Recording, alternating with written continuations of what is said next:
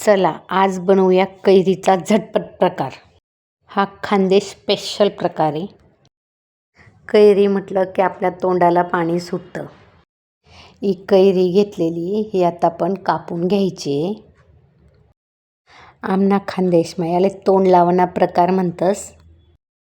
जसं खिचडीसोबत पिठलं भाकरना सोबत असा कैरीचा प्रकार करतात तोंड लावण्यासाठी. अजून लोणचं टाकण्यासाठी वेळ आहे म्हणून कैरीचे असे प्रकार बनवायचे.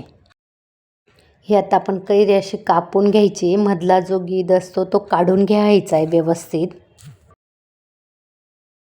कैरीचे छोटे छोटे पीस करायचे जेणेकरून आपण एक एक पीस खाऊ शकतो. असं आमच्या खानदेशमध्ये आंबे खात नाही ना अक्षय तृतीयाच्या अगोदर.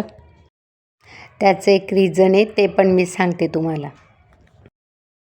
याचे पण कैरीचे छोटे छोटे पीस कापून घ्यायचे आहेत अशा प्रकारे. यात आपण कैरी कापली. आता 1.5 चम्मच नमक टाकायचं आहे. नमक थोडं जास्त टाकायचं आणि 1.5 चम्मच हळद टाकायची. अर्धा चम्मच चटणी टाकायची. असे चिमूटभर साखरेचे दाणे टाकायचे आणि अर्धा पळी तेल टाकायचं. यात सर्व प्रकार आपण कैरीमध्ये मिक्स करून घ्यायचं आहे.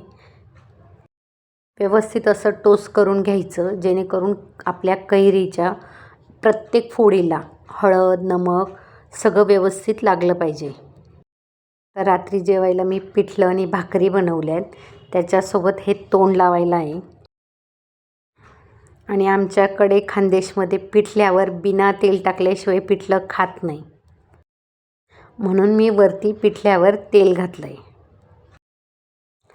असा कैरीचा प्रकार एकदा करून बघा, नक्की तुम्हाला पण आवडेल. पिठलं भाकरी कैरी आणि कांदा. आमच्या खानदेशमध्ये लोणचं कांद्याशिवाय जेवण नाही होत. आता मी तुम्हाला रिझन सांगते. ही गौराई माता आहे. ही गौराई माता माहेरी येते. चैत्र महिन्यात येते आणि अक्षय तृतीयाला ती माताचं विसर्जन होतं. अक्षय तृतीयाला पुरणाचं जेवण वगैरे नैवेद्य करून ती माताचं विसर्जन आम्ही करतो. म्हणून खानदेशमध्ये बहुतेक लोक आंबा खात नाही. अक्षय तृतीयाला पूर्वजांना नैवेद्य दिल्यानंतरच आंबा खातात.